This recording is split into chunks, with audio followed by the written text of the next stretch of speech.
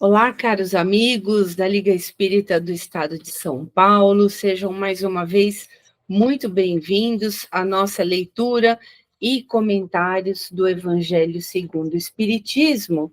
E dando continuidade aos nossos estudos, nós vamos falar ainda hoje sobre o capítulo 18, muitos os chamados e poucos os escolhidos, só que desta vez aí falando sobre a instrução dos espíritos. Julgamos importante a condição de separarmos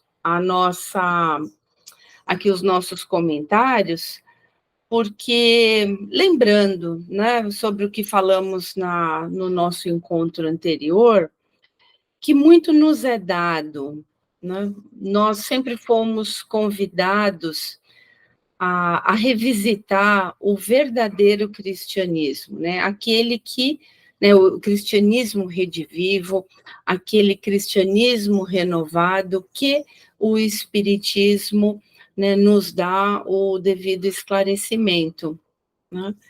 E hoje os nossos irmãos mentores espirituais, eles nos dão alguns alertas e um redirecionamento de como nós podemos compreender melhor tudo aquilo que nos foi dito pelo mestre lá no passado e com os comentários, né, que nós fizemos aí, né, na semana anterior, de como nós devemos nos comportar, como nós devemos agir, como nós devemos compreender esse cristianismo redivivo, renovado, né, à luz, né, do espírito da letra, né? Então, aqui nos nossos comentários, nós gostaríamos de iniciar aqui o nosso evangelho de hoje com a primeira mensagem que nós temos aqui, que tem como título ao que tem, se lhe dará. E aqui, na tela, nós temos a seguinte informação. E chegando-se a ele, os discípulos lhe disseram: por que razão lhes fala por parábolas? Ele respondendo lhes disse: porque a vos é dado saber os mistérios do reino dos céus, mas a eles não lhes é concedido, porque ao que tem se lhe dará e terá em abundância, mas ao que não tem terá o que tem e lhe será tirado. Por isso é que eu lhes falo em parábolas, porque eles vendo não veem e ouvindo não ouvem nem entendem, de sorte que nele se cumpre a profecia de Isaías que diz: vós ouvireis com os ouvidos e não entendereis, e vereis com os olhos e não vereis.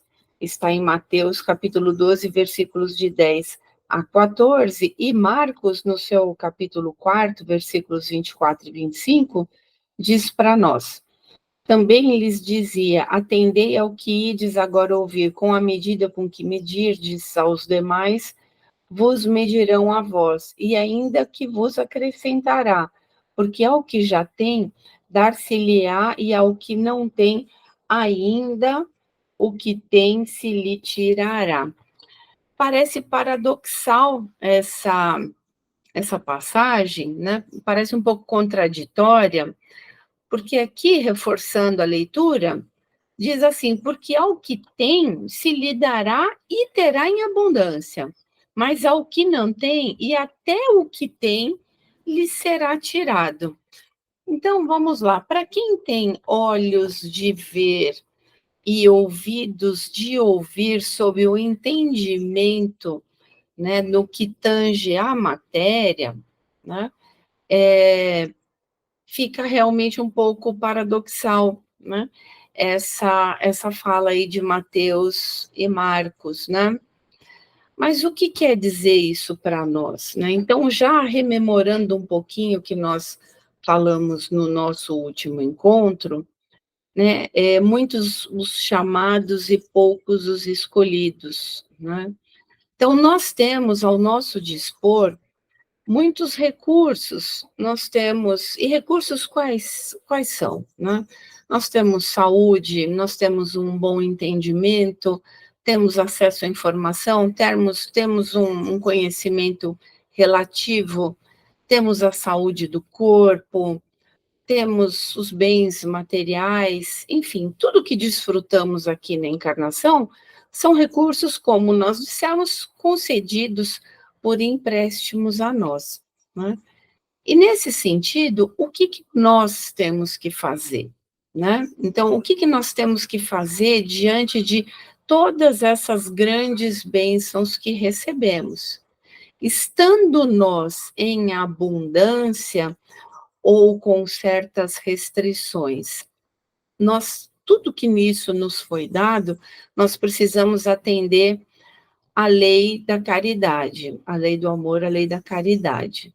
Então, por que que aquele que tem, aquele que já tem, lhe será dado em abundância, e aquele que pouco tem, ou que não tem, o que se tem será tirado? É porque aí nós estamos agindo como depositários infiéis. Se tudo isso nos foi dado, e nós temos que atender às leis, né, da divindade, nós deveremos fazer o quê? Compartilhar aquilo que temos. E neste sentido, por isso que aquilo que nós tivermos, seja muito ou seja pouco, se nós não utilizarmos da melhor maneira possível, isso vai ser nos tirado. Por quê? Porque pode ser também um motivo de entrarmos em mais, numa condição de mais perdição, né? Quer dizer, da gente se comprometer ainda mais com as leis divinas, né? Nós vamos acabar aí nos comprometendo em relação à divindade, né? Ao não atendimento aí às orientações que o Mestre, que o Cristo nos trouxe. E aqui, né, o Espírito Amigo, intitulado Espírito Amigo, em Bordeaux, em 1862, nos orienta. Meditai sobre esses grandes ensinamentos que quase sempre vos parecem paradoxais. Aquele que recebeu é o que possui o sentido da palavra divina. Ele a recebeu porque esforçou-se para fazer-se digno, e porque o Senhor, no seu amor misericordioso, encoraja-lhe os esforços e direção ao bem. Esses esforços contínuos, perseverantes, atraem graças do Senhor. São como ímã que atraísse as melhoras progressivas e as graças abundantes, que vos tornam fortes para a subida da montanha sagrada, em cujo cume encontrareis o repouso que sucede ao trabalho. Então, nesse sentido, quando nós falamos de felicidade, então, eu li isso numa mensagem que me foi encaminhada recentemente e que cabe perfeitamente na lição de hoje.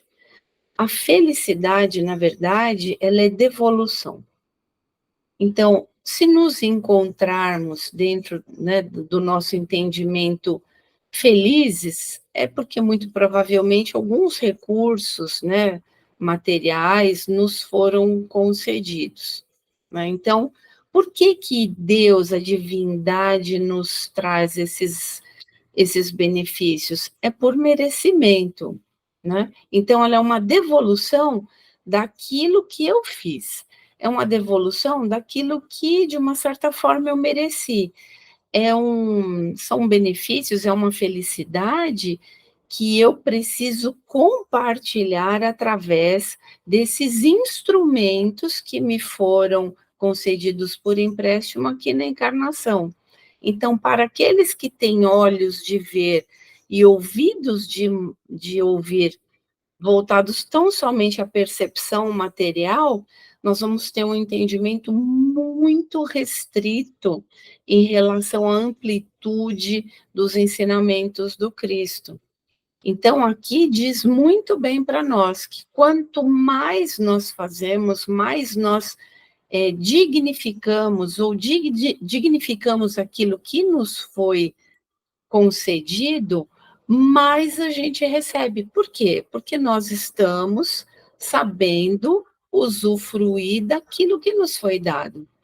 Ora, nesse sentido, também pensando no paradoxo, né, da matéria, Ora, se isso nos é dado, às vezes esses olhos de ouvir e ouvidos de olhos de ver e ouvidos de ouvir materiais podem nos trazer a seguinte conclusão: ora, se tudo isso está me sendo dado, é porque muito provavelmente eu mereço. Então, isso está sendo direcionado para mim, para minha encarnação, para o atendimento das minhas necessidades, dos meus desejos. E aí está o início do nosso declínio. Na verdade, aquele que tem os olhos voltados para a matéria vai entender esse pensamento como lógico correto, né? Ninguém aqui diz que nós não devemos, né, usufruir, né, das benesses dessas bênçãos, não é isso. Mas se na medida em que a gente recebe, a gente compartilha, a gente consegue receber cada vez mais para quê? Para usufruir mais? Esse é o grande ponto. É para que a gente tenha condição de compartilhar mais, né? Então, aí a gente já consegue fazer o contraponto. Então, na verdade, se eu muito recebo, eu mais posso oferecer.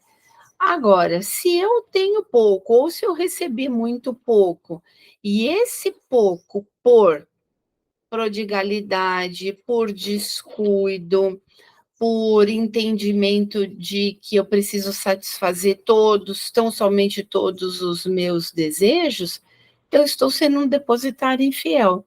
Então, para evitar o meu declínio maior, isso vai me ser tirado.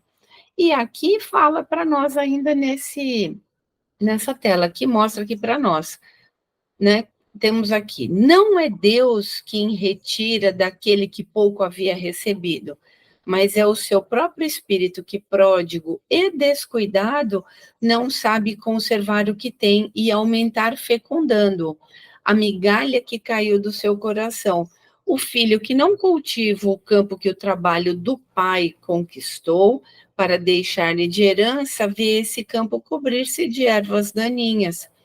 E isso é verdade. Então, olhando pelos olhos materiais, e aqui também tem um bom exemplo, se aquilo que nos é dado por herança, nós não formos dignos da sua utilização, qual o bem que se haverá em confiar todo o trabalho que foi tido de um outro, né, de uma outra pessoa, ser confiado a alguém que não vai saber utilizar de forma adequada?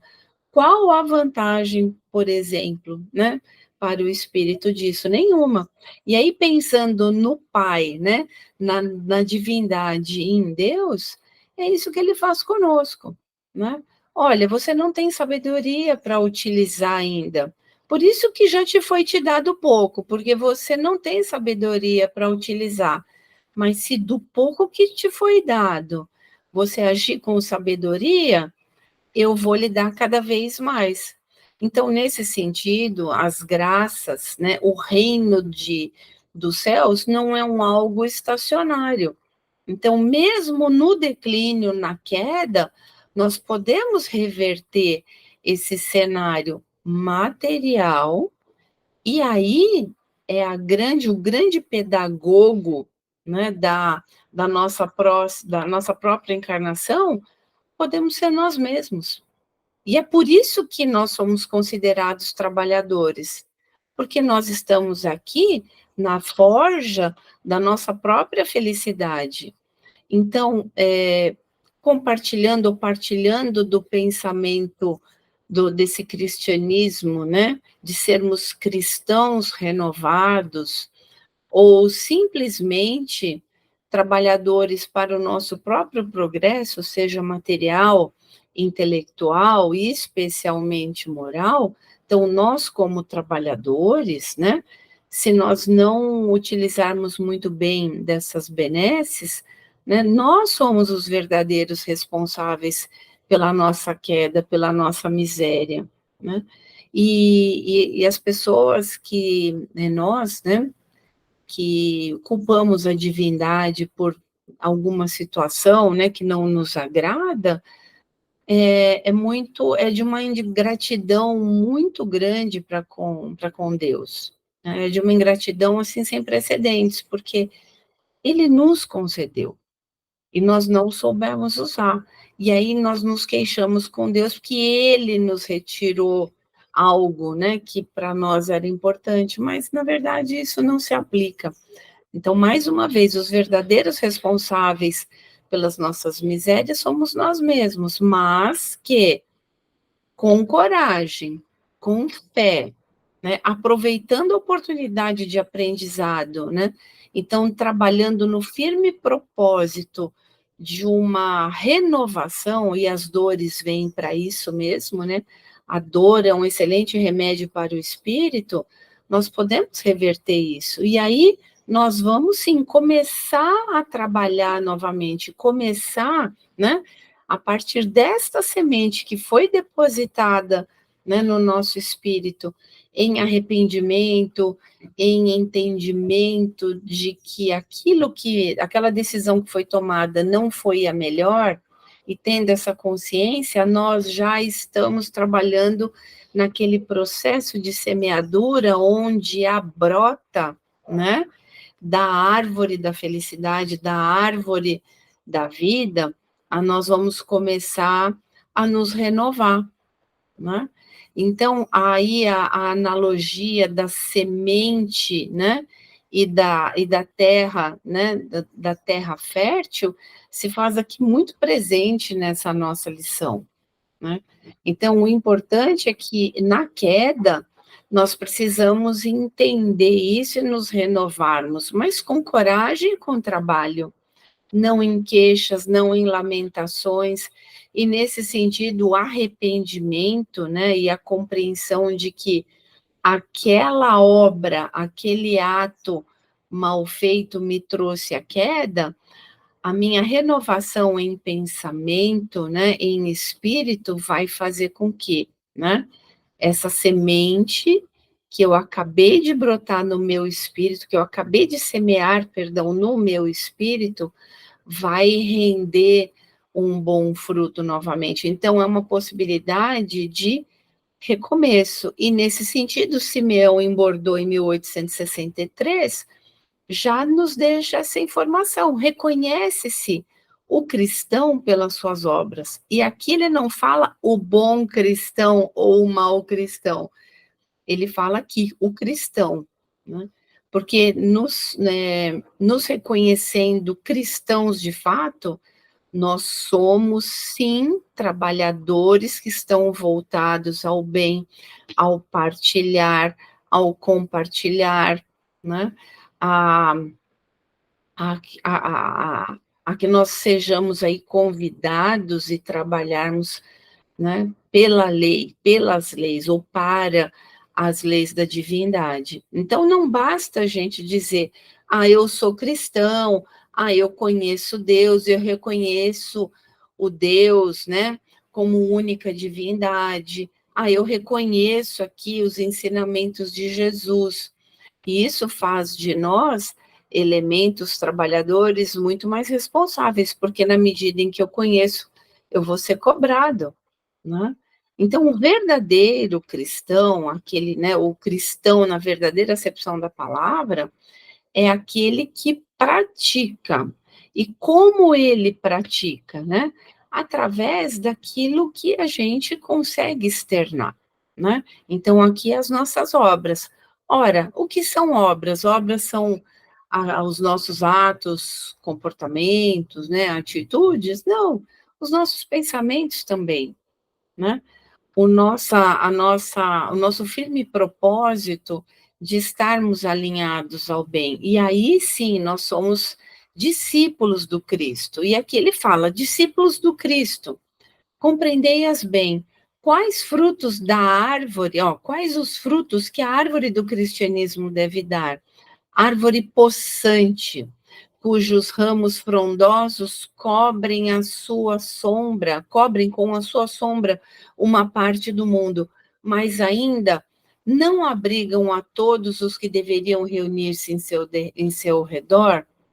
Então, vejam bem, a divindade é como se ela fosse uma árvore frondosa, de galhos frondosos, abundantes, e que ele, né, cobre, né, uma boa parte do mundo, mas essa árvore, ela está à nossa espera. Nós, enquanto criaturas, temos que buscar essa árvore que nos abriga, que nos acolhe, que nos alimenta o espírito, né? Então, Cristo já disse para todos nós em outras oportunidades, né? Através das suas lições, olha, a divindade vos espera. E se vocês, né, criaturas, quiserem chegar ao Pai, tem que ser através de mim. De mim do quê? Né? Da verdade que ele trouxe para nós. Outra coisa importante, aquele que se considera cristão ou está a caminho de, né, como aprendizes que somos, nós também podemos ser a árvore daqueles menores, aqueles que não conhecem a lei. Então, as nossas atitudes, né, eu já disse isso em algumas oportunidades, elas podem ser o evangelho daqueles que nada conhecem. Então, nesse sentido, eu sou a brota da árvore, da verdadeira árvore da vida, né? Aquela árvore frondosa, com galhos frondosos, com frutos, né? Abundantes, que é a divindade. E eu, como brota dessa divindade, eu também sou uma árvore, ainda em desenvolvimento, ainda em crescimento, mas que através das minhas boas obras, por que não eu não posso ser o evangelho daqueles que nada conhecem dessa divindade, né? Então, por isso que nós somos responsáveis, as nossas obras, elas são o evangelho daqueles que nada conhecem, por isso que somos elementos que podem e devem inspirar a todos que estão no nosso entorno ao bem. Então, percebam que na obra da divindade não existe nada desconexo, né?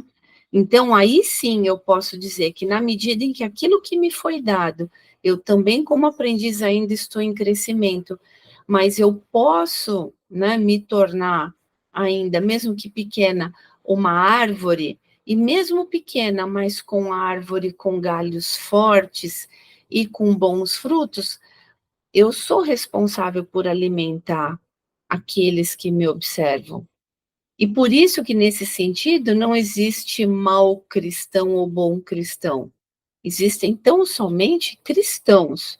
Aqueles que seguem o Cristo são cristãos, mas nós estamos aí nesse processo de aprendizado. Por isso que a obra ela é importante, e não é a fala.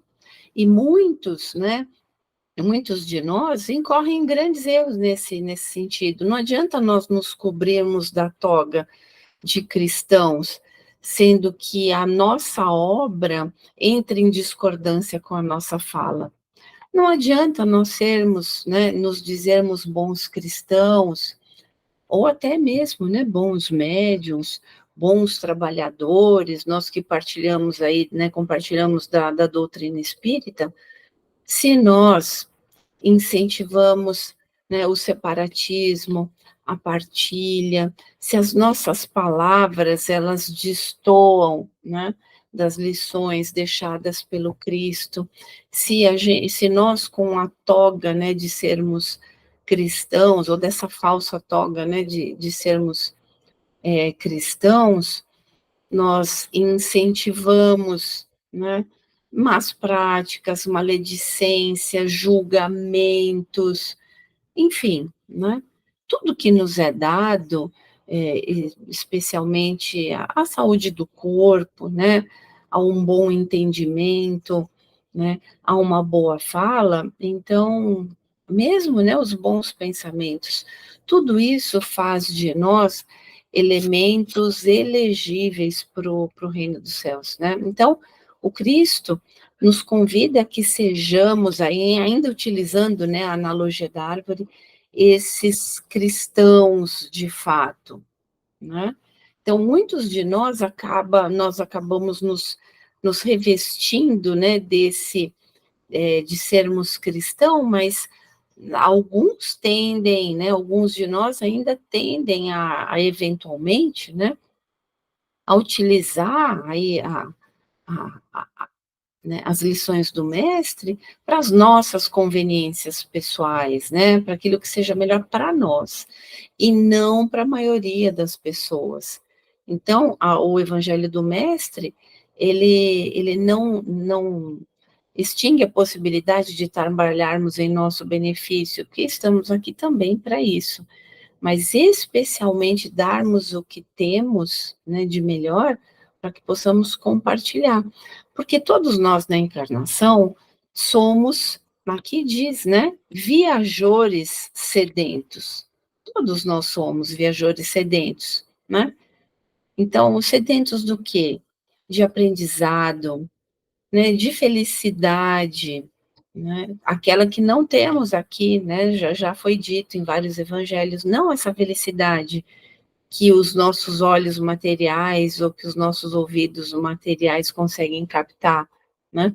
Nós somos sedentos de felicidade desse reino dos céus, nós somos sedentos de paz, de harmonia, de equilíbrio, de compreensão, né, de indulgência, de caridade, enfim, né, de tudo aquilo que o Evangelho do Mestre, né, nos ensinou.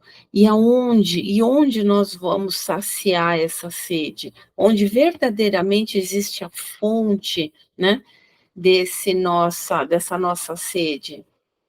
É na divindade, né?